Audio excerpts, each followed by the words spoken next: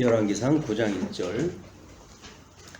솔로몬이 여호와의 성전과 왕궁 건축하기를 마치며 자기가 이루기를 원하던 모든 것을 마친 때에 여호와께서 전에 기브온에서 나타나신 같이 다시 솔로몬에게 나타나사 여호와께서 그에게 이르시되 내 기도와 내가 내 앞에서 간구한 바를 내가 들었은즉 나는 내가 건축한 이 성전을 거룩하게 구별하여 내 이름을 영원히 그곳에 두며 내 눈길과 내 마음이 항상 거기에 있으리니 내가 만일 내 아버지 다윗이 행함같이 마음을 온전히 하고 바르게 하여 내 앞에서 행하며 내가 내게 명령한 대로 온갖 일에 순종하여 내 법도와 율례를 지키면 내가 내 아버지 다윗에게 말하기를 이스라엘의 왕위에 오를 사람이 내게서 끊어지지 아니하리라 한대로 내 이스라엘의 왕위를 영원히 경고하게 하려니와. 일단 5절까지 보았습니다. 아마 근 석 달 만에 지금 우리가 열왕기를 다시 확인을 하게 되어져서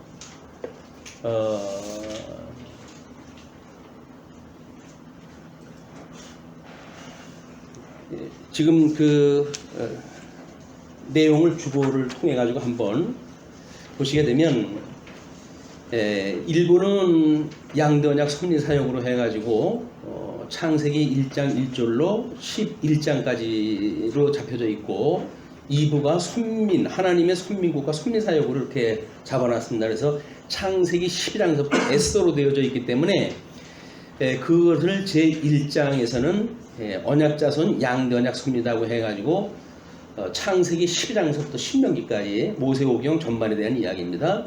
제2장은 땅 언약 성취 섭리로 해가지고 여호수아로부터 사사기까지 잡혀져 있고 제3장이 선민국가 성취 섭리입니다.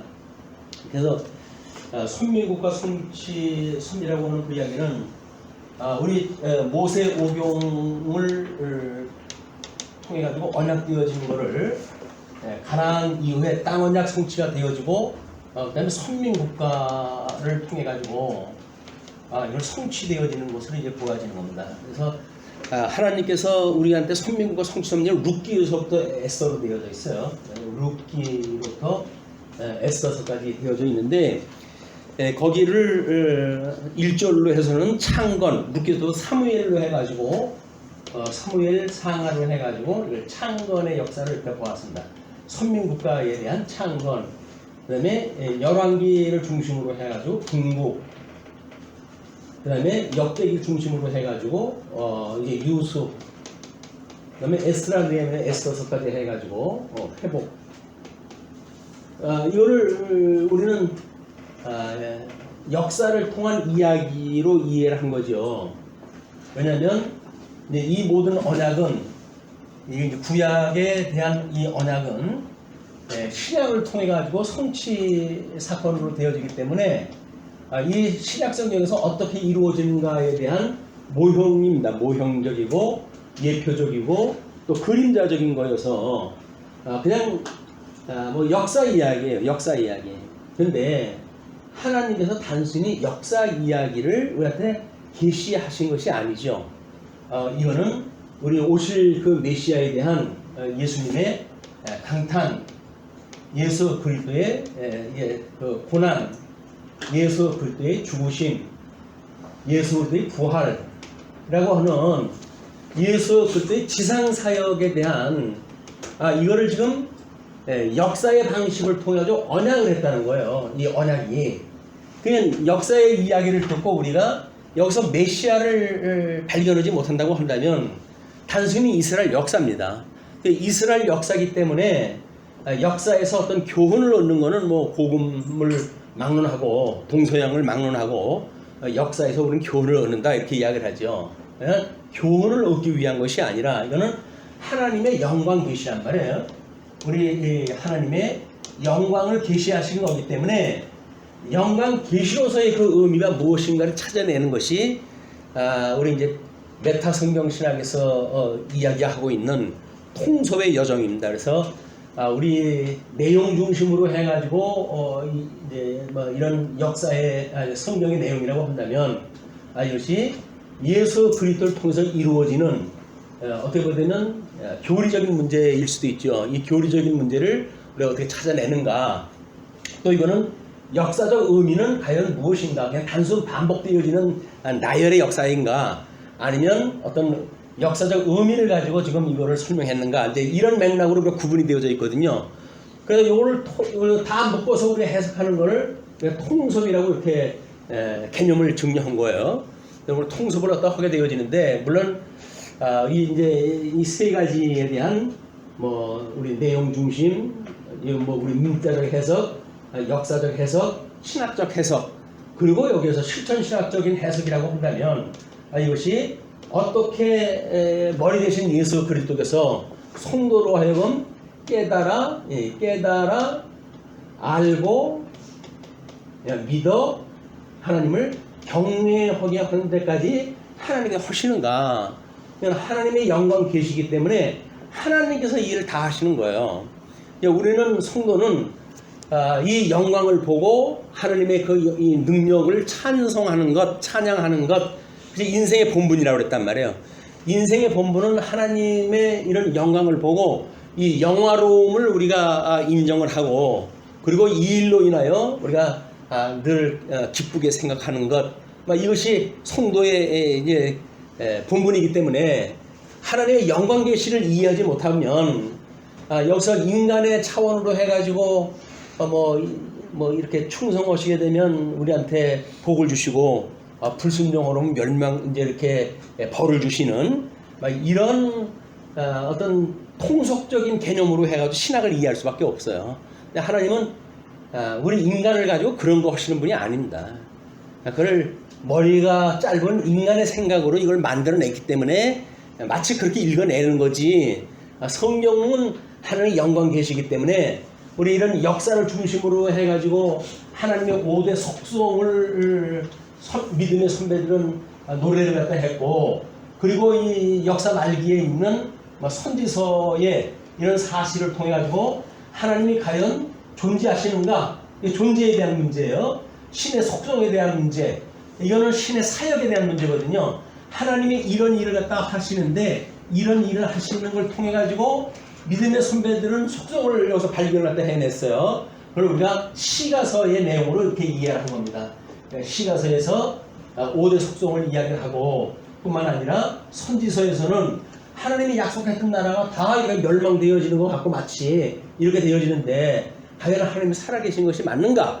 라고 하는 것을 통했을 때 그 하나님은 회복시키시는 이 부활의 역사를 통해 가지고 십자가에서 비록 지나가는 자들이 머리짓을 갖다 하고 외면을 갖다 했던 그런 예수님이지만 사망 권세를 이기시고 부활하심으로 해가지고 하나님이 살아계심을 보여주신 것이 이 부활의 역사란 말이에요. 그래서 우리는 신존재의 증명은 선지서를 통해서 깨닫게 되어지는 거예요. 과거에는 우리 이제 역사서에서는 보통 언약대로 이제 이루어가시는 거 아니에요? 그래서 언약하시고 언약대로 이루어가시기 때문에 이것이 하나님의 존재 문제다. 왜? 언약대로 이루시기 때문에, 언약대로 이루시는 분이 살아계시다고 하는 걸 보여주는 것이 사역이다. 그럼 이제 이 선지서의 내용은 뭐냐? 이걸 하나님의 사역으로 본 거예요. 왜? 때리고 싸매고 맨날 그 얘기니까. 이거 나오게 때리고 싸매고 뽑고 심고 흩고 모으시고 멸하시고 세우시고 하는 이런 선지서의 내용이 단순 반복의 역사처럼 그게 보인단 말이에요. 그렇기 때문에 이렇게 존재, 속성, 사역으로 이해를 했어요. 근데 이렇게 통섭을 하다가 보니까 하나님의 사역이라고 하는 그 이야기는 오히려 역사 섭리를 통해 가지고 창조 사역과 그다음에 섭리 사역이라고 하는 엄연히 구분되어져 있는, 그리고 웨스트민스터 신앙 고백에서 이야기했던 대로 우리 역사서에서 이게 되어져 있는 거예요. 그렇기 때문에 이 사역은 역사서를 통해서 하나님의 사역을 표현이 되어져 있고, 그리고 전반기, 역사 전반기에 있었던 이런 그 내용들을 통해서 5대의 속성을 이야기를 했고, 그다음에 역사 말기에 선지자들이 등장했다 해가지고 너희들이 비록 죽은 것 같지만 하나님은 살아계시고 너희들을 언약대로 이루어가시는 걸 보여주신다 라고 하는 것이 선지서의 내용이란 말이에요. 그래서 하나님이 살아계시다고 하는 사실은 이렇게 위기절명의 시절 하나님이 없다고 좌절할 수밖에 없는 그런 지경에 선지자들이 하나님은 너희들하고 함께 계신 거야 라고 하는 걸 보여주시는 역사거든요. 이게 역설적인 겁니다. 그래서 선지서에서 오히려 신존재 문제가 등장이 되어지고, 그 다음에 사역을 통해 가지고는 이 역사서를 통해서는 하나님의 사역, 우리 시가서를 통해 가지고는 하나님의 속성이 지금 소개가 되어졌다. 이제 우리가 이렇게 구약 성경의 구도를 잡은 거예요. 그렇기 때문에 우리 지금 그 열왕기에 대한 내용이 제2절에 가지고 선민국가의 분국에 대한 내용이거든요. 이게 선민국가의 분국이다.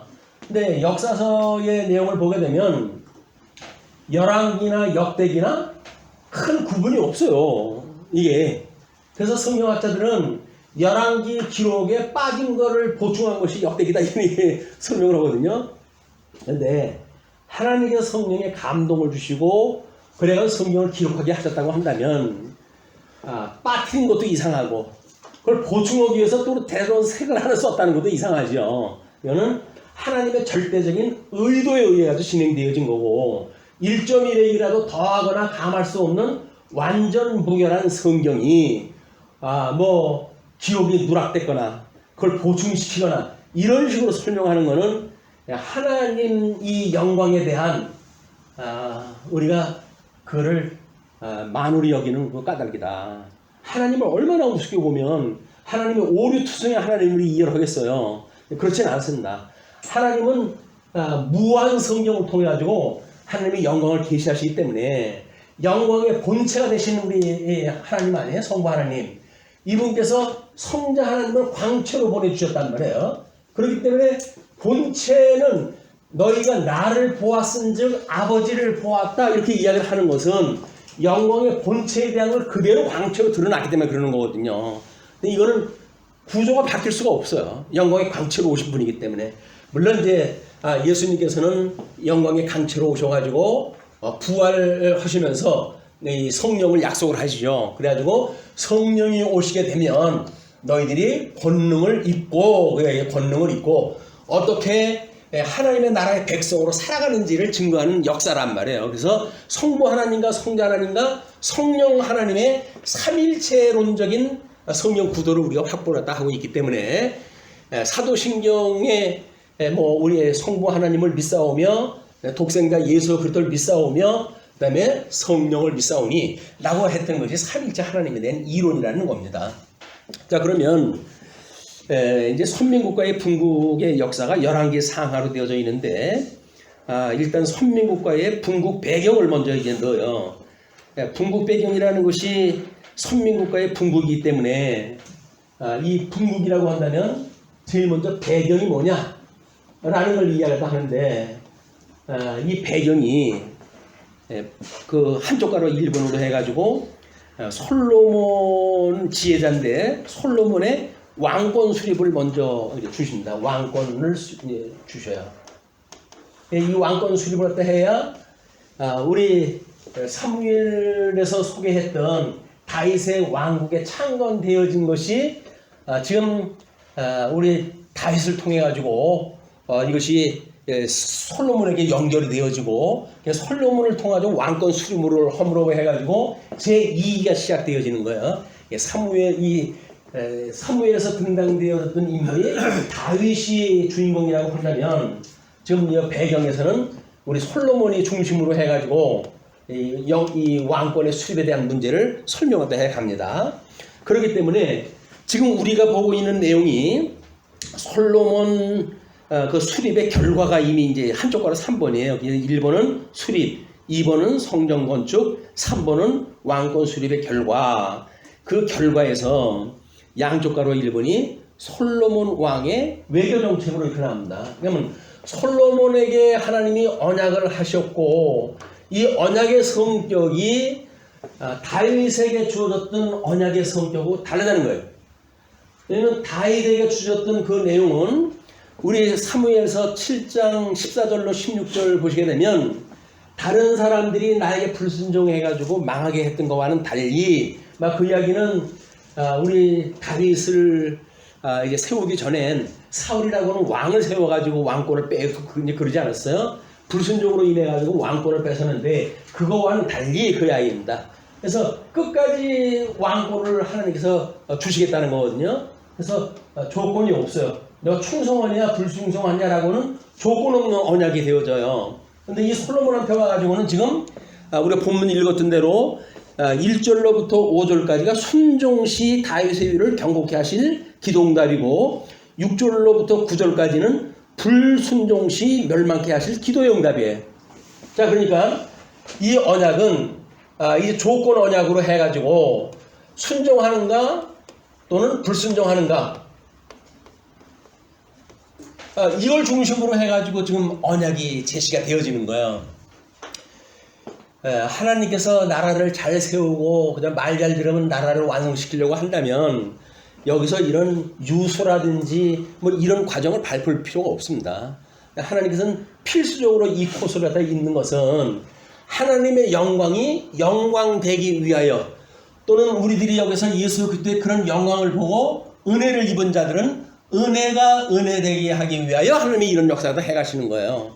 뭐 하나님께서 쓸데없이 그 일을 했다 하느냐라고 하는 건 우리 생각이 쓸데없는 거지. 하나님께서는 필요 불가급하게 예수 그리스도의 이 지상 사역에 대한 거를 이루어 가시기 위해서는 이렇게 역사를 섭리했다 해야 돼요.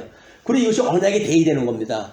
그것이 신약 성경에 와가지고 예수 그리스도의 지상 사역을 통해 가지고 그대로 성취가 되어짐으로 해서 우리 예수님께서 이 언약한 것이 다시 성령이 오시게 되면 하나님 나라로 해가지고 교회의 견인으로 연결이 되어지잖아요.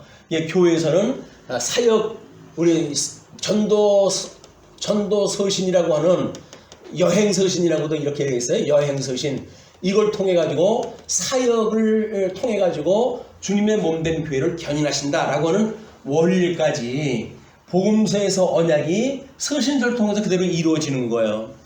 그러니까는 모세 오경에서 언약되어진 거는 역사서에서 이렇게 이루어지고 역사에서 언약되어진 거는 예수 그리스도의 지상 사역을 통해 가지고 이걸 다 이루신 사건이에요. 이루셨을 뿐만 아니라 장차 승천해 가지고 내가 성령을 보내주면 이렇게 권능을 얻고 나의 증인 돼 가지고 몸된 교회를 이룰 것인데 거기에서 이렇게 내가 이 배경사역 우리 누가복음에서 지금 의와 나라를 증거하는 사역을 또 하지 않습니까? 그것처럼 너희들이 이걸 통해 의와 나라를 전도를 하다 보게 되면 주님의 몸된 교회를 견인을 주님께서 이렇게 해 가실 거야 라고 하는 것이 통일성 있는 주제가 이제 우리한테 잡힌 거예요. 통일성 있는 주제라는 이야기는 우리들이 말하고 있는 그 구조는 그냥 자기적이거나 또는 통일성이 없는 그런 구조가 아니라 철저하게 구조 중심의 또는 이런 거 구조의 통일성 있는 구조로서 완성을 가지고 있는 그런 성경 개론을 우리가 이제 확보를 갖다 했다는 겁니다. 물론 성경이 그렇지 않은데 그렇게 억지로 해가지고 만들어질 까닭이 없죠. 하나님의 뜻이 그렇기 때문에 그래요. 우리 아까 찬송한 것도 그거지만 성령이 오셔서 우리의 눈을 밝히사 하나님께서 밝혀주시지 않으면 볼 수가 없어요. 우리의 길을 열어주시지 않으면 들을 수가 없는 거예요. 이것이 우리가 이제 이렇게 실천신학적으로 해가지고 권능을 입으면 땅끝까지 증인의 삶을 살게 되어지는데 이것도 하나님께서 입을 열어주시면 증인의 삶을 살아갈 수가 없는 겁니다. 그래서 우리들의 듣고 보고 말하고 하는 모든 그런 거 기능이 결국은 하나님의 이 증인의 삶을 살아가게 하시기 위한 하나님의 섭리였었다. 그렇다고 한다면 이제 이런 전제로부터 결과까지 우리는 이제 다 답을 가지고 과정 논리로 해서 궁극의 역사를 다 이야기를 하니까 또 궁극에서 하나님의 제일 먼저 솔로몬 왕국의 외교 정책을 보여주시는데 먼저는 의에 대한 응답으로 해가지고 순종시 다윗의 위를 경고케 하실 것을 약속을 했다. 그러니까 순종시 위를 경고케 하신다. 그 이야기에 경고케 하신다. 그 다음에 이제 불순종을 하게 되면 멸망을 갖다 하신다. 아니, 불순종을 했을 때는 멸망에 이르게 한다. 이것이 우리가 보고 있는 열왕기의 이야기입니다. 하나님께서 무슨 일을 갖다 하시는가? 무슨 일을 갖다 하시는가? 결국은 이걸 보여줘 가지고 하나님이 좋아하시면 뭐고 싫어하시면 뭐고, 그렇다고 한다면 하나님의 나라가 어떠한 조건을 가지고 이루어져 가는가에 대한 이야기거든요. 물론 이거는 다윗에게 주어졌던 무조건 언약이 전제되어지기 때문에 이 행위 언약이라고 하는 그것도, 솔로몬의 행위 언약, 조건 언약은 이것이 나름대로 한계가 있는 거예요. 왜? 다윗 언약에 이것이 종속적인 의미이기 때문에 그렇습니다.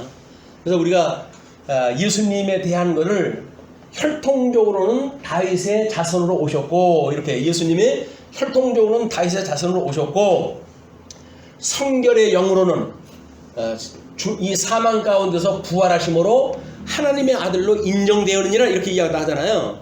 그러니까는 두 가지가 다 맞아야 되는 거예요. 이게 혈통적으로 해가지고는 다윗의 자손으로 오셔가지고 우리의 고난을 대신하고 십자가에 못 박아 죽으셔야 되고, 그러나 성결의 영으로 해가지고는 사망 권세를 이기시고 부활하심으로 해서 하나님의 예수 그리스도의 신성에 대한 우리 그리스도 되심에 대한 이걸 보여주는 것이 신학적으로 해가지고 사역이라는 이야기입니다. 그 두 가지의 그런 신학적인 요소까지 겸해가지고 이 역사를 우리가 이해해야 이것이 하나의 이야기가 되어져요. 스토리텔링이라고 이야기를 해서 단순히 그냥 역사 이야기가 아니라 여기에는 신학적인 의미가 담겨져 있는 스토리텔링이다, 이게.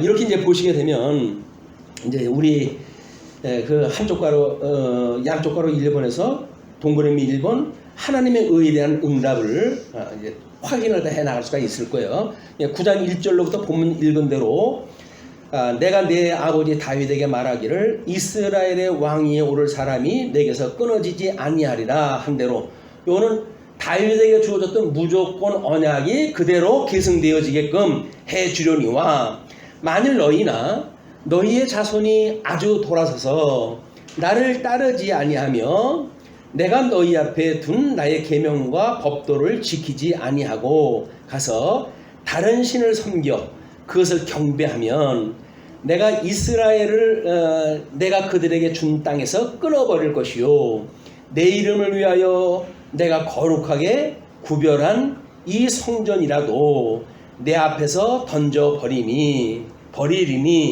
이스라엘은 모든 민족 가운데서 속담거리와 이야기거리가 될 것이며, 이 성전이 높을지라도 지나가는 자마다 놀라며 비웃어 이르되 여호와께서 무슨 까닭으로 이 땅과 이 성전에 이같이 행하셨는고 하면 대답하기를 그들이 그들의 조상들을 애굽 땅에서 인도하여 내신 그들의 하나님 여호와를 버리고 다른 신을 따라가서 그를 경배하며 섬김으로 여호와께서 그 모든 재앙을 그들에게 내리심이라 하리라 하였더라. 그래서 우리는 이제 하나님께서 섭리 사역을 시작을 하셨을 때에 여기서 행위 언약으로 모든 사람을 망하게 하시고 은혜 언약을 인하여서 택한 백성들만, 택자들만 하나님께 다시 회복하게 하시는, 은혜를 입게 하는 역사를 다 하는 것이 섭리 사역의 행위 언약과 은혜 언약의 관계예요. 행위 언약은 조건 언약이죠. 그 다음에 은혜 언약은 무조건 언약이에요. 그래서 이런 그 그림을 하나님께서 이미 아브라함한테, 아담에게 주어졌던 실체적인 언약으로 이렇게 주어졌기 때문에 실체에 대한 모형적인 언약이거든요, 지금 이스라엘 역사는. 그래서 저 실체와 모형이 같은 그림을 그리고 있다, 구조가. 그래야 실체적인 것과 모양이 같은 걸로 되어져 있고, 둘째 아담이신 예수님이 실체적으로 저걸 이루시는 거예요. 첫째 아담에게 하신 것을 둘째 아담이 이루시는 역사로 이것이 이제 연결이 되어지는 겁니다. 논리가 그렇게 맞지 않는다고 한다면 성경을 한 권의 책으로 이해 못하는 거예요. 이렇게 봐야 웨스트민스터 신앙고백에서 이야기했던 작전과 예정에 대한 문제, 하나님의 사역에 대한 문제, 그 다음에 창조 사역에 대한 문제, 성민 사역에 대한 문제, 이거 전부 그냥 웨스트민스터 신앙고백에 나와져 있는 거 순서대로 그 순서대로 성경을 우리가 이해하게 되면 이런 구조로 설명이 될 수밖에 없는 거예요. 이게 이거는 우리가 이제 503주년이라고 이렇게 이야기를 했는데 종교개혁 500년 동안 종교개혁은 다 실패했다고 다 보는 거예요, 사람들이. 근데 왜 그렇게 되어졌는가 라고 하는 것이 500년 전에 종교개혁자들은 성경에서 모든 근거를 따온 건 맞아요. 근데 성경의 근거는 근거로 돼 그것이 이런 논리 있는 말씀에 의한 어떤 그 문단 중심으로 해가지고 인용이 되어졌으면 모르는데 그냥 같은 의미가 담겨져 있는 절 한 절만 끌어다가 전부 근거를 갖다 제시를 갖다 했어요. 그러므로 토막이 나 있는 말씀은 별로 힘을 발휘 못합니다. 그래서 이렇게 구조적인 걸로 되어져 있을 때 비로소 우리는 그 논리를 성경신학적인 보완이 가능하고 그러므로 우리 성경신학만이 종교개혁을 마무리 지을 수 있는 신학이라고 우리가 주장을 하는 거예요. 이제 왜? 실패가 아닙니다. 지금 과정이에요. 근데 하나님께서 그렇게 성경 우리 이 정경론을 가지고도 이야기를 했지만 성경을 기록을 갖다 완성을 갖다 하시고 그걸 정경화를 우리가 하게 하시고 이게 397년이라고 그랬어요. AD 397년 그 정경화되어져 있는 성경을 다른 사람은 주목하지 않는 일이지만 종교 개혁자들이 이걸 어떻게 이제 구조 순서를 잡았는가에 대한 문제 이것이 1647년에 종교 개혁자들이 웨스트민스터 신앙 고백을 통해 가지고 소위 지푸라기 복음서라고 이야기했던 루터가 그 성경이 구조에 아주 극적인 변화를 갖다가 우리한테 이제 증거를 해주는 거예요. 그래서 지푸라기는커녕 그거야말로 성경이 정경화되어져 있는 순서를 인쇄술이 발달하고 한 권의 책으로 이해할 때에 어떻게 보아야 되는지에 대한 거를 순서를 우리한테 제공을 해줬다. 그리고 이제 21세기 들어와가지고 우리가 이 구조 목차가 이루어진 걸 가지고 어떻게 해석을 갖다 하는가에 대한 이걸 우리가 확보했다고 우리가 보는 겁니다. 어떤 이론을 피든지 간에 이런 구조적으로 이렇게 연계되어져 있는 관련성이 없는 거를 이야기를 하게 되면 이걸 힘을 쓸 수가 없어요. 그러나 통섭이라고 하는 그 이야기는 어떤 부분을 갖다 이야기하더라도 전체 그림의 모형인 걸 우리가 이제 발견을 갖다 해냈기 때문에 결코 성경 말씀이 부족해가지고 종교개혁이 완성 안 된다든가 실패한다든가 그런 것이 없습니다. 왜? 우리 서신서에서 이 하나님의 나라인 주님의 몸된 교회는 주님께서 친히 견인하신다는 거거든요. 마태복음에서 주는 그리스도시고 살아계신 하나님의 아들입니다 라고 하는 신앙 고백 후에 주님이 몸된 교회를 세워서 음부의 권세가 무너뜨리지 못하는 교회를 내가 세울 거야 라고 약속하셨던 대로 그 교회는 무너지지 않아요. 지금 비록 대한민국에 비롯한 모든 지금 개신교회가 큰 신음을 지금 앓고 있습니다. 신음을 앓고 있어가지고 대책을 세우기 위해 가지고 인간적인 대책을 구가하는 것들이 유행을 따라 만들어진 신학들이에요. 근데 그거 소용이 없습니다. 하나님께서는 무너지지 않는다고 약속을 하셨어요. 신실하신 하나님을 믿는다고 한다면 안 무너지는 거죠. 그 무너질 걸 생각을 하고 자기네들 나름대로 신학적인 대책을 세운다고 됩니까? 안 되는 거예요. 신약 성경의 논리야말로 주님의 몸된 교회는 천상에 계신 그리스도께서 친히 당신의 몸을 온전케 해가신다. 이거 온전케 하는 거예요. 온전케. 이 말씀을 통해 가지고 교훈과 책망과 바르게 함과 의로 교육하게 합당하니 이거는 하나님의 사람으로 온전케 하기 위함이다 이렇게 이야기를 하거든요. 성경만 가지고 온전하게 되어지는 거예요. 믿지 못해가지고 걱정이지 주님께서 우리의 은혜로 믿음만 주신다고 한다면 무너지지 않습니다. 중명 믿는 교회가. 근데 그게 믿어지지 않는 게 그걸 믿어지지 않는 사람들이 예정을 말하고 언약을 말하고 무슨 소용이 있어요. 현재 교회상을 갖다 믿지 못하는 사람들이 지금 마치 무너져가는 그 교회처럼 보입니까? 아니에요. 하나님께서는 멀쩡했던 솔로몬 제국도 불순종을 때 해가지고 멸망을 시키겠다고 하시는 것이 하나님의 능력인데 이걸 멸망을 시켜야 다시 회복하는 능력을 보여줄 거 아닙니까? 예수님이 십자가에 못 박아 죽으셔야 부활의 능력을 보여주시는 거 아니에요. 근데 부분적인 걸 보고 하나님의 능력이 어쩌고 저쩌고 하는 그 이야기는 너무 파편적인 우리 사고 때문에 그렇다. 하나님의 이런 사역은 파편적으로 부분적으로 보면 안 보여요. 전부 일관된 논리로 우리가 봐야 하나님께서는 부활의 영광을 보여주시기 위해서 십자가에 못 박아 죽으시게 하는구나 라고 우리를 깨닫게 되어지는 거거든요.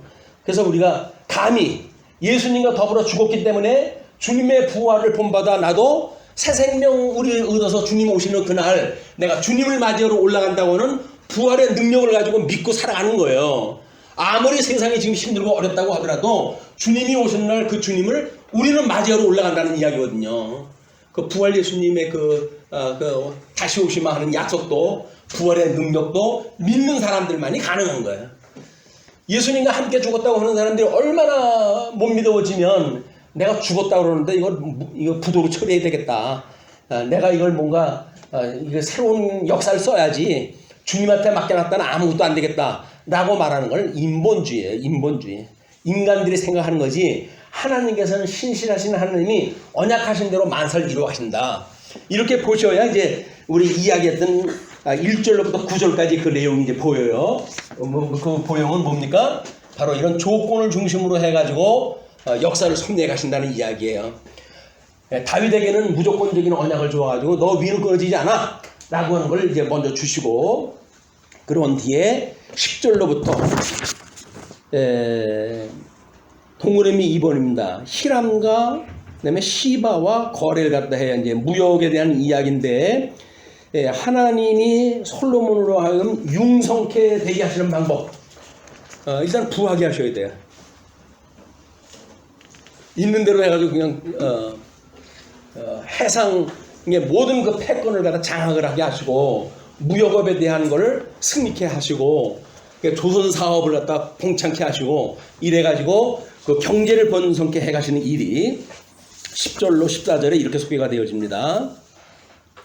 솔로몬이 두 집 곧 여호와의 성전과 왕궁을 20년 만에 건축하기를 마치고 갈릴리 땅의 성읍 20곳을 히람에게 주었으니 이는 두로왕 히람이 솔로몬에게 그 온갖 소원대로 백향목과 잣나무와 금을 제공하였습니다. 히람이 두로에서 와서 솔로몬이 자기에게 준 성읍들을 보고 눈에 들지 아니하여 이르기를 내 형제여 내게 준 이 성읍들이 이러한가 하고 이름하여 가불 땅이라 하였더니 그 이름이 오늘날까지 있느니라. 히람이 근 120달란트를 왕에게 보내었더라. 히람은 이때 당시에 무역업을 장악을 하고 있는 그 지중해 일대의 모든 해상권을 장악하고 있는 그 족속이었거든요. 그래가지고 이스라엘에서 제공했던 농경 조건에 아무리 좋은 땅이라고 하더라도 눈에 차질 않아요. 아유, 그까짓 그걸 나한테 지금 준다 하고 준 거야? 내가 지금 어떻게 부를 창출하는지 네가 알아? 내가 한 수 가르쳐 줄까? 이것이 두람과 솔로몬의 이런 관계를 통해 가지고 만들어진 하나님의 섭리인 거예요. 이웃에 어떤 사람을 붙여주는가? 그 이야기는 하나님께서 물론 성전 지을 때까지 여러 가지 도움을 줬지요. 그 이유도 지금 이런 그 좋은 순기능적인 걸 역할을 갖다 이제 맡겨줍니다. 그러면서 히람이 두로에서 와서 솔로몬이 이제 이러한가 하면서 히람이 금 120달란트를 왕에게 보내었더라. 15절로부터 24절까지 솔로몬의 역군과 건축 사업들이 소개가 되어집니다. 자, 솔로몬 왕이 역군을 일으킨 까닭은 이러하니 여호와의 성전과 자기 왕궁과 밀로와 예루살렘 성과 하솔과 무깃도와 게세를 건축하려 하였습니다. 모든 게 마찬가지죠. 성전을 완성을 한 뒤에 왕궁을 완성을 했고 왕궁을 완성을 한 뒤에는 왕도를 완성을 해야 될 거 아니겠어요? 이 성전 그 다음에 이렇게 해가지고 궁궐 자기가 이제 처하는 궁궐이에요. 그렇게 되면 궁궐을 동심으로 해가지고 이게 도움이 만들어지죠. 이게 수도예요. 수도가 만들어져야 되고 그다음에 이것이 더 확대돼가지고 전역적인 번창이 이제 있게 되어지는 겁니다. 그러니까 우리가 뭐 일반 그 정치도 마찬가지죠. 지방자치라고 하는 풀뿌리를 우리가 자꾸 이야기하는 거는 경쟁력을 여기서 높이자는 이야기거든요. 그렇게 했을 때 점점 밀집되어져 있는 데로부터 해가지고 이게 발전을 했기 때문에 그렇습니다. 그래서 아마 우리나라 같은 경우는 이렇게 빈부 격차 문제 이런 것들 때문에 수도의 밀집화 막 이런 걸로 해가지고 도시의 공동화가 지금 벌어지고 그러잖아요. 인간이 이제 출생이 적으니까. 그래서 어떻게 하면 이 수도를 이분화해가지고 행정수도와 일반 경제수도로 나눌 것인가 뭐 이런 걸 연구하는 것이 이런 제도 때문에 그러는 거예요. 이런 제도로. 그래서 성경에서 말하고 있는 정치체제나 일반 정치체는 같습니다. 왜냐면 다 나라를 만들어가는 일들이니까. 그래서 하나님의 나라는 다만 이것을 하나님께 주관하신다고 믿는 것이고 세상의 그런 나라들은 자기네들 힘으로 이걸 해간다고 하는 인본주의냐 신본주의냐가 차이가 있지 방법은 똑같아요. 그래서 뭐 성경에서 말하고 있는 나라가 만약에 이게 이렇게 옳게 되어졌다 라고 이야기하도 일반 나라도 그렇게 한다고 그러면 부흥 발전할까요? 그렇진 않아요. 모든 제국이 이미 섰다가 없어지고 한 것이 이 제국사를 통해서도 확인되어지는 거 아니에요. 방법으로 이루어지는 게 없습니다. 영원한 건 이제 하나님 나라만 영원하기 때문에 하나님께서 꺼져갈 듯 하더라도 끝내 붙들고 하나님의 나라를 지켜가시는 일, 이것이 견인의 교리라고 우리가 믿고 아무리 어려울 때라도 환난 가운데서 우리가 기뻐할 수 있는 것은 인내가 연단을 낳고 연단이 소망을 이루는 줄 알기 때문에 그러는 거거든요. 우리가 살아계시는 하나님을 믿는 우리들은 그런 소망을 가지고 살아가는 사람들이기 때문에 현재 당하고 있는 환난 자체가 다가 아니에요. 그 환난은 하나님과 거기에까지 이루게 하시기 위한 과정서입니다. 그렇게 해야 주님을 우리가 믿고 힘을 얻고 소망을 가지고 살아가지. 그렇지가 않다고 한다면 코가 빠져도 12번 빠지고 살아갈 수밖에 없습니다. 자, 그러면 이제 10절로부터 15절로부터 24절 솔로몬 왕이 역군을 이룬 까닭은 이러하니 여호와의 성전과 자기 왕궁과 밀로와 예루살렘 성과 하솔과 무깃도와 게셀을 건축하려 함이라. 이 게셀이라고 하는 지역은 애굽이 침략을 했다 해가지고 장악을 했던 도시예요. 그리고 자기 딸을 솔로몬에게 이제 시집을 보내면서 준 도시입니다. 그 도시를 솔로몬이 좀 멋있게 해줘야 될 거 아니에요. 자기 이제 와이프를 위한 곳이니까 포함되어져 있어요. 그래서 전에 애굽 왕 바로가 올라와서 게셀을 탈취하여 불사르고 그 성읍에 사는 가나안 사람을 죽이고 그 성읍을 자기 딸 솔로몬의 아내에게 예물로 주었더니 솔로몬이 게셀과 아래 벳호론을 건축하고 또 바알락과 그 땅에 들에 있는 다드몰과 자기에게 있는 모든 국고성과 이제 그 자기 궁궐을 이게 튼튼하게 하기 위해서 여러 지역에 나눠져 있는 그런 그 성을 갖다 이야기를 하죠. 그런 국고성과 병고성들과 마병의 성들을 건축하고 솔로몬이 또 예루살렘과 레바논과 그가 다스리는 온 땅에 건축하고자 하던 것을 다 건축하였는데 무지무지한 건축자입니다. 솔로몬이. 솔로몬은 전도서에도 이야기를 하지만 안 해본 게 없어요. 너무나 안 해본 게 없어가지고 다 헛되고 헛되더라는데 그거를 간파할 정도로 모든 일을 했던 그런 그 인물이기도 합니다. 그래서 이스라엘 자손이 아닌 아모리 사람과 헷 사람과 브리스 사람과 히 사람과 여부수 사람 중에 남아있는 모든 사람 곧 이스라엘 자손이 다 멸하지 못하므로 그 땅에 남아있는 그들의 자손들을 솔로몬이 노예로 역군을 삼아 오늘까지 이르렀으며 노예제도가 이렇게 나와요. 노예제도. 이 노예제도에 대한 거는 전쟁 포로에서 우리가 노예를 확보할 수가 있게 되어져 있어요. 그래서 민수기 31장 7절부터 35절에 소개가 되어져 있고 매매 행위로 해가지고 만들어진 노예가 있습니다. 창세기 17장 27절, 레위기 25장 44절에 언급되어지고 있고 그다음에 채무 관계 때문에 만들어진 노예가 있어요. 출애굽기 22장 3절의 이야기입니다.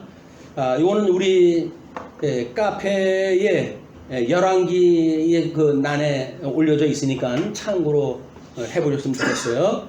그 다음에 증여로 해가지고 만들어지는 노예도 있습니다. 그걸 창세기 29장 24절, 그 다음에 상속이나 출생되어졌을 때 만들어진 노예가 있어요. 출애굽기 21장 4절에 소개가 되어져 있습니다. 그러나 이런 노예들도 희년이 되어지게 되면 면제하게 되어져 있는데, 레위기 25장 10절을 보시게 되면 너희는 50년째 해를 거룩하게 하여 그 땅에 있는 모든 주인을 위하여 자유를 공포하라. 이 해는 너희에게 희년이니 너희는 각각 자기의 소유지로 돌아가며 각각 자기의 가족대로 돌아갈지며 라고 해가지고 희년에 대한 자유를 선포하는 내용이 소개가 되어지고 있습니다. 이거는 하나님께서 이 회복의 역사를 보여주는 이런 그 의미는 노예 제도에서도 나올 수가 있는 거야. 뭐 우리는 한 번 종은 영원한 종이야. 이렇게 하는 것이 기득권을 가지고 있는 사람들의 횡포인데, 하나님의 원리는 그렇지는 않습니다. 늘 바꿔지도록 되어져 있어요. 그래서 우리 이 죽으심에 처해져 있던 예수님이 부활하시는 모습처럼, 또는 우리가 이제 그 뭐 사회생활을 나름대로 사적생의 원리를 갖다 이야기를 하잖아요. 그래서 죽음으로 우리는 새 생명을 얻는다고 하는 생명의 원리를 끊임없이 깨달아가는가 하면, 연주보라고 하는 경제적 원리를 통해 가지고 하나님께 주신 걸로 믿어졌을 때 우리가 그거를 가난한 사람을 위해서 쓰게 됐을 때, 그게 소위 말하는, 요즘 말하고 있는 공유경제라고 하는 이야기예요. 공유경제. 그걸 우리가 많은 사람이 그걸 없는 사람한테 나누어 주게 되면, 나눔을 받은 사람도 살고 나누어 준 사람도 보람을 느끼게 되어지는 거거든요. 이게 순기능적으로 되어지는 건데, 믿지 않은 사람도 그런 경제 원칙을 지금 이제 뭐 이제 동부 유럽권이라든지 이런 데서 그 경제 원리를 그렇게 지금 뭐 잡아가고 있고 그렇습니다. 그래서 성경에서 말하고 있는 원리는 어차피 재물이라고 하는 그 이야기는 뭐 풍선효과나 뭐 그런 것처럼 한 군데 경기가 뭐 이렇게 뜨게 되면 한쪽에서는 침체되게끔 되어져 있어요.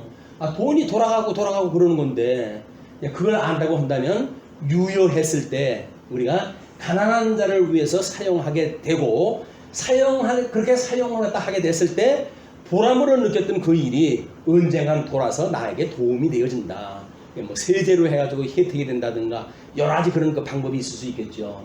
그리고 정치 원리로 해가지고는 봉죽치의 원리로 해가지고 성김으로 다스린다는 이야기예요. 성김으로 다스리는 것. 예수님이 우리를 다스리러 그 왕으로 오셨잖아요. 우리의 왕으로. 근데 그분이 우리한테 섬기러 오셨다고 그래요. 섬기러. 그런 섬김으로 해가지고 주님의 그런 은혜를 깨닫게 되어지고, 그래가지고 우리가 그런 믿음의 봉사가 가능하도록 성령이 하시기 때문에 봉죽치의 원리라고 하는 그 이야기도 사회적으로 매우 중요한 우리 하나님 나라의 원리입니다. 제도적 원리. 자, 그렇게 했을 때 이제 그렇게 건축을 갖다 했고, 그것이 이제 25절에 보시게 되면 23절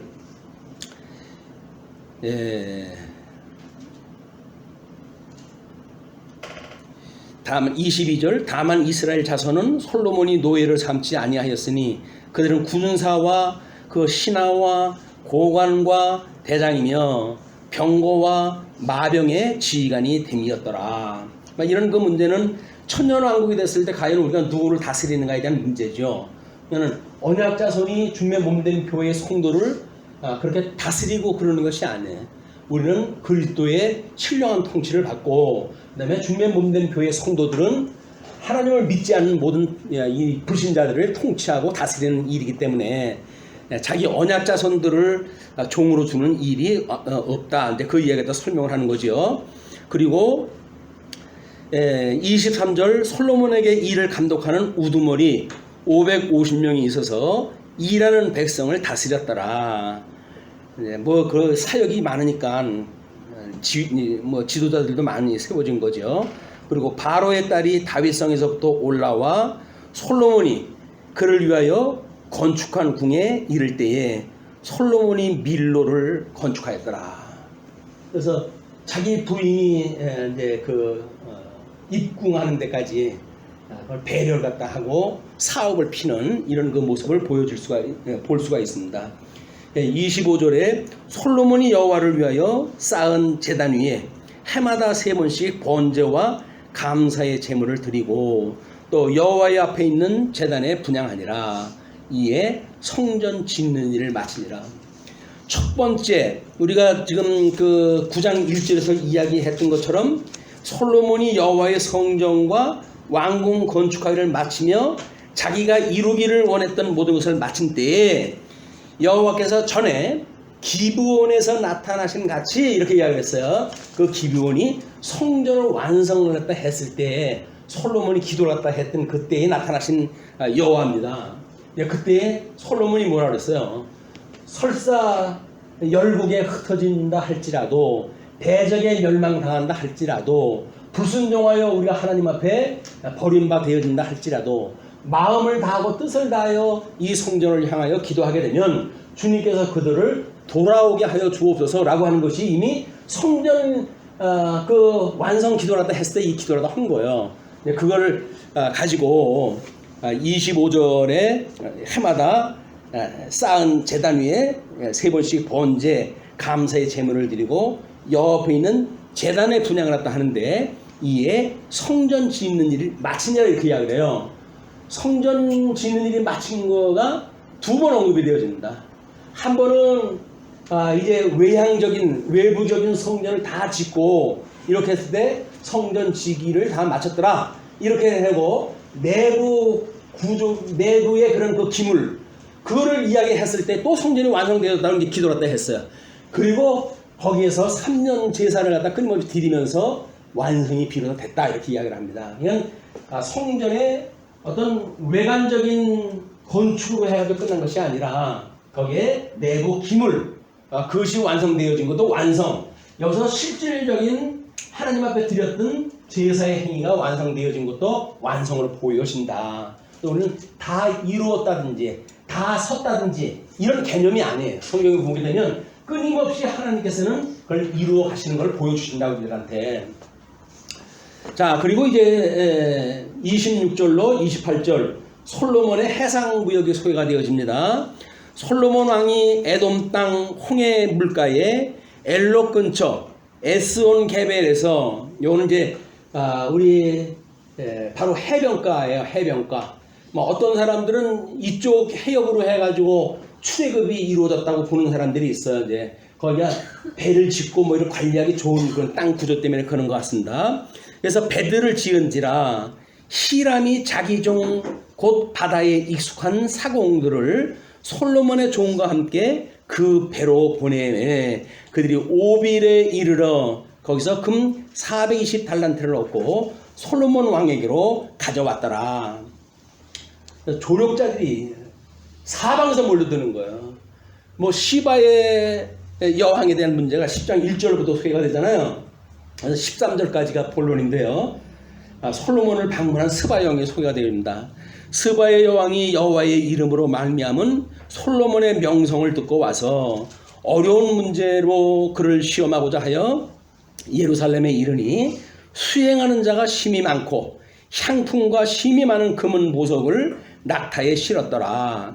그가 솔로몬에게 나와 자기 마음에 있는 것을 다 말하매 솔로몬이 그가 묻는 말에 다 대답하였으니 왕이 알지 못하여 대답하지 못하는 것이 하나도 없었더라. 이 지혜자라고 하는 이야기죠. 잠언서, 전도서를 썼던 막 그런 실력이 이런 데서 이제 이렇게 뭐 유감없이 드러난 거예요. 스바의 여왕이 솔로몬의 모든 지혜와 그 건축한 왕궁과 그 상의 식물과 그의 신하들의 좌석과 그의 시종들의 시립한 것과 조직이라든지 이런 거 다 본 거죠. 그들의 관복과 술관원들과 여호와의 성전에 올라가는 층계를 보고 크게 감동되어 왕께 말하되 내가 내 나라에서 당신의 행위와 당신의 지혜에 대하여 들은 소문이 사실이로다 라고 이야기했어요. 이 성경 구절이 우리 권우광 목사님이 우리 청주장로교회 신년사를 쓰면서 편집 후기에다 썼던 그 성경 구절이에요. 당신의 지혜에 대하여 들은 소문이 사실이로다. 그때 청주장로교회라고 이렇게 이야기했으니까 청주장로교회에 대해서 끊임없이 노회보고라든지 이런 걸 듣고 또 그걸 들은 바가 있지만 이렇게 신년사를 정리했다 하다가 보니까 그 지혜에 들은 소문이 사실이다라고 한 거를 성경 구절로 인용을 갖다 했어요. 내가 그 말들을 믿지 아니하였더니 이제 와서 친히 본즉 내게 말한 것은 절반도 못되니 당신의 지혜와 복이 내게 들은 소문보다 더하도다. 이것이 그래서 우리가 증인의 삶을 어떻게 살아가는가에 대한 면목입니다. 하나님 앞에 우리가 어떻게 증인의 삶을 사는가라고 하는 것이 하나님 말씀만 잘하면 모르나? 하나님의 형상을 닮아가는 데는 관심이 없고 말만 잘하고 그럼 모르겠어요. 우리가 어떻게 형상을 닮아가는가를 통해서 저분들의 말을 들으니 저분들이 허튼 이야기가 아니로구나. 예수님의 형상을 깨달은 바가 있어서 그거를 고백을 하는 그런 그 고백의 내용이 있구나. 이렇게 이제 해석할 수가 있다는 거죠. 그래서 내가 그 말들을 믿지 아니하였더니 이제 와서 친히 본즉 내게 말하는 것은 절반도 못되니 당신의 지혜와 복이 내게 들은 소문보다 더하도다. 복되도다 당신의 사람들이여, 복되도다 당신의 이 신하들이여, 항상 당신 앞에 서서 당신의 지혜를 들으미로다. 솔로몬에게도 그 지혜의 말씀을 들어가지고 복되다고 시바의 여왕은 칭찬했다 하는데, 참 지혜자이신 예수님의 말씀을 매일같이 일용할 양식으로 듣는 우리들은 얼마나 우리 지혜로운 사람들이에요. 얼마나 복된 사람들입니까? 근데 복된 사람들이 복 받은 줄 몰라. 조금 가난하다 싶으면 그냥 코가 석자가 빠져가지고 왜 나만 못 살게 하냐고. 지혜의 말씀이 어떻게 부한 건지 모르기 때문에 그러는 거지요. 자, 그래서 당신은 하나님 여호와를 송축할지로다. 여호와께서 당신을 기뻐하사 이스라엘 왕위에 올리셨고 여호와께서 영원히 이스라엘을 사랑하심으로 당신을 세워 왕으로 삼아 정의와 공의를 행하게 하셨도다 하고, 그가 금 120달란트와 심히 많은 향품과 보석을 왕에게 드렸으니 스바의 여왕이 솔로몬 왕에게 드린 것처럼 많은 향품이 다시 오지 아니하였더라. 전무후무한 선물 보따리가 온 거예요. 이것이 우리 솔로몬이 순종을 했던 초기의 삶으로 해가지고 얼마나 하나님께서 그 위를 경고케 하셨는지를 보여줬던 내용이에요. 유감스럽게도 이제 10장 14절서부터는 솔로몬 왕의 타락의 모습이 소개가 되어집니다. 그 급박스러운 어떤 인간사의 이런 변화를 우리가 한 지면에서 볼 수가 있는 거예요. 그래서 어떻게 그 위가 경고했던 위를 멸망시켜 가신가 과정을 통해 가지고, 하나님은 멸망시키는 것도 하나님의 능력이고 회복시키는 것도 하나님의 능력이로구나. 우리가 예수와 함께 죽는 것도 우리 마음대로 죽을 수가 없는 거예요. 오직 하나님의 능력으로 우리가 주와 함께 죽고 주의 은혜로 해가지고 다시 회복에 참여하는 은혜를 우리가 누리고 사는 모든 것이 하나님께 돌릴 영광의 모습입니다. 우리가 비록 환난을 당할지라도 우리가 거기서 오래 참고 이제 우리 환난은 인내는 소망을 이룬 줄 알고 소망 가운데 우리가 끝까지 인내해낼 수 있는 이런 믿음으로 살아가는 용사가 되어졌으면 좋겠습니다. 어려운 시기에 하나님을 우리가 경외하는 성도로 이런 믿음의 생활을 우리 주님께 주시기를 빌면서 말씀 드리겠습니다.